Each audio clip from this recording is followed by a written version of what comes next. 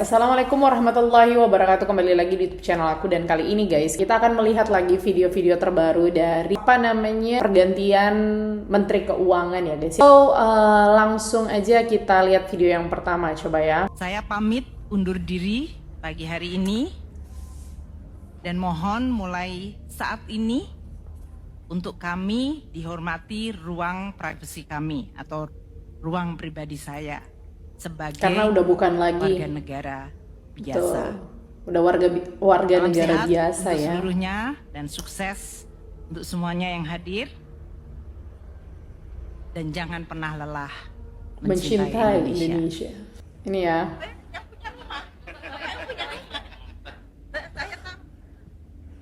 Assalamualaikum warahmatullahi wabarakatuh. Selamat pagi teman-teman media semua. Saya yakin teman-teman pengen dengan pernyataan dari Bu Sri Mulyani ya. Silakan Ibu dulu kalau gitu. Silakan Bu. Dari senior dulu, silakan. Terima kasih Pak Menteri. Saya tidak ada tambahan yang sudah saya sampaikan. Saya berterima kasih kepada teman-teman media, wartawan Forcam nih ya, yang banyakan, tapi mungkin hari ini ekstra Forcam ekstra. Terima kasih atas selalu selama ini meliput Kementerian Keuangan. Saya beserta seluruh jajaran kemarin ini pasti banyak kekurangan di dalam berinteraksi, jadi mohon maaf kalau ada hal-hal yang tidak berkenan untuk teman-teman media. Selamat bertugas untuk Anda semuanya, selamat bertugas untuk Bapak Menteri yang baru. Terima kasih, salam sehat semuanya. Makasih Bu Sri Mulyani. Mungkin saya ada 3 pernyataan pendek. Wajar lah guys ya, kaku. Baru soalnya.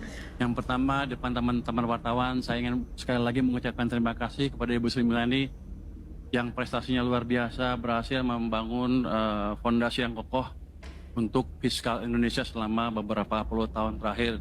Mudah-mudahan saya bisa meneruskan apa yang Ibu sudah buat di masa-masa lalu Ibu, dan saya mohon doanya dan bimbingan terus ke depan. Yang kedua apa Ibu?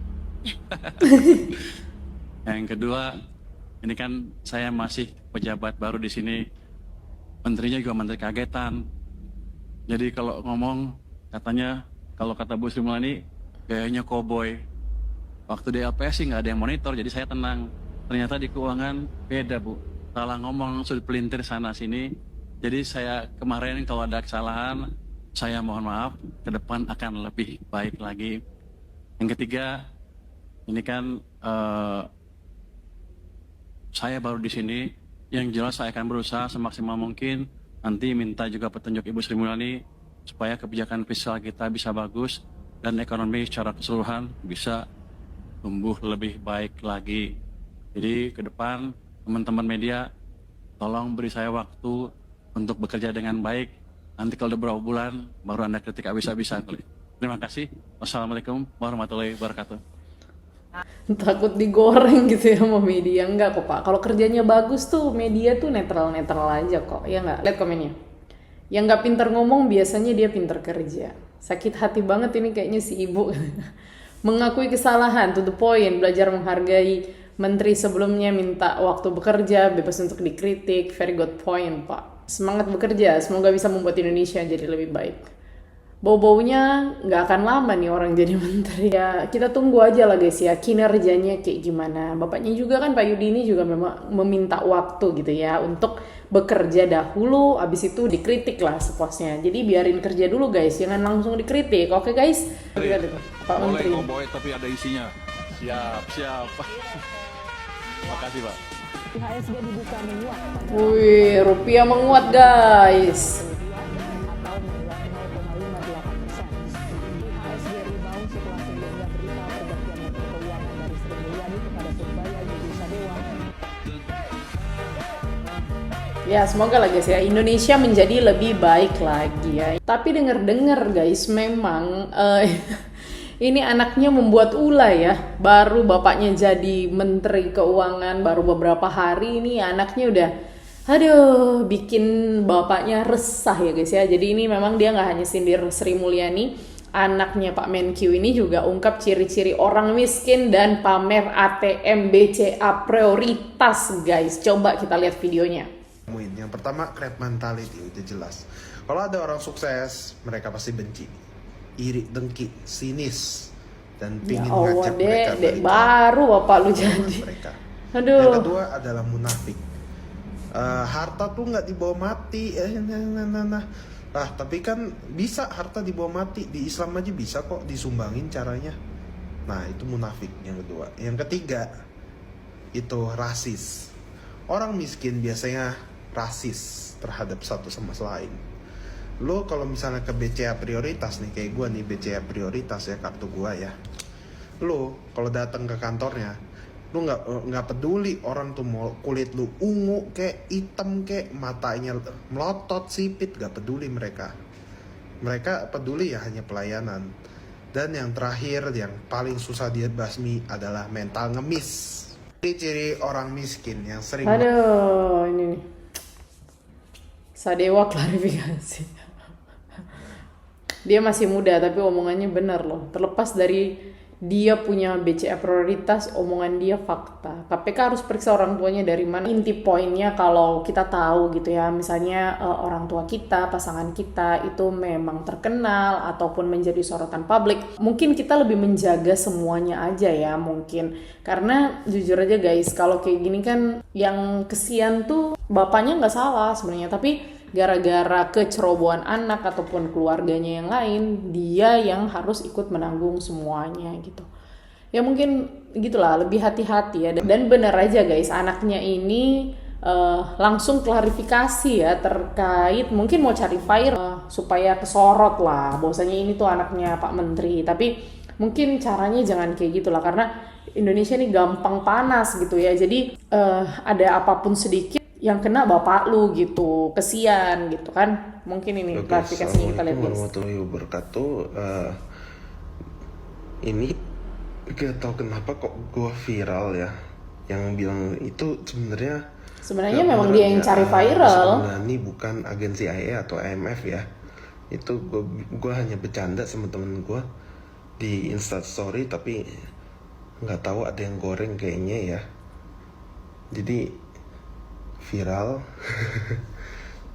Tapi aku klarifikasi nih, itu tidak benar. Itu hanya jokes yang diberikan kepada teman-teman aku terhadap Ternak Mulyono lah. Gue bilang agensi IA ya, Ternak Mulyono. Nah, ini ada yang goreng kayaknya guys. Dia umur berapa Jadi, sih guys? Ya udahlah. Aduh. Dan aku mohon maaf, dan itu tidak benar sama sekali ya. Wassalamualaikum warahmatullahi wabarakatuh. Setuju dengan program Tapera ini. Kenapa? Ya lu tau lah, bisa gotong royong. Enggak guys. Karena masyarakatnya udah miskin, banyak protes, terus pingin cepet kaya, nggak mau diambil duitnya. Kan mencerminkan pemerintah juga. Bukan Indonesia ya, Konoha ya. Pemerintah Konoha tuh ya sama mencerminkan rakyatnya. Bodoh. Resah banget ya anaknya ini. Sampaikan itu di ruang Ini ya bapaknya sampai klarifikasi guys. menjadi sorotan gitu Pak. Boleh komentar apa enggak ya? Dia nggak ngerti, masih kecil dan sudah larang atau sudah tidak main Instagram lagi jadi anak kecil nggak ngerti apa itu aja ya. Iya. Sudah menyampaikan Pak pesan personal. Bapaknya aja resah guys. Ke putra. Sudah. Kan udah nggak Udah ada lagi di ditegurin. TikTok semuanya di Instagram aja kan. Makasih ya Pak Men. Dan kita juga nggak biasa kan. Biasanya santai-santai nggak ada yang liatin. Jadi, Rupanya tiba-tiba diliatin semua setiap gerakan. Baru tahu saya. Siap. Iyalah, itu kan jadi itu sudah konsekuensi gitu ya menjadi sorotan publik. Makanya yang seperti aku bilang tadi guys, sebenarnya kalau memang keluarga kita ada yang menjadi sorotan publik ya sebaiknya kita lebih berhati-hati gitu ya dalam bersikap, berkata-kata, karena mungkin bukan kitanya yang diserang, tapi bapak kita atau saudara kita atau siapapun dari keluarga kita yang menjadi sorotan publik itu gitu. Jadi ya lebih berhati-hati lah guys ya. Yang Bapak rasakan adalah yang kemarin demo itu karena tekanan berkepanjangan di ekonomi, karena kesalahan kebijakan fiskal dan moneter sendiri yang sebetulnya kita kuasain.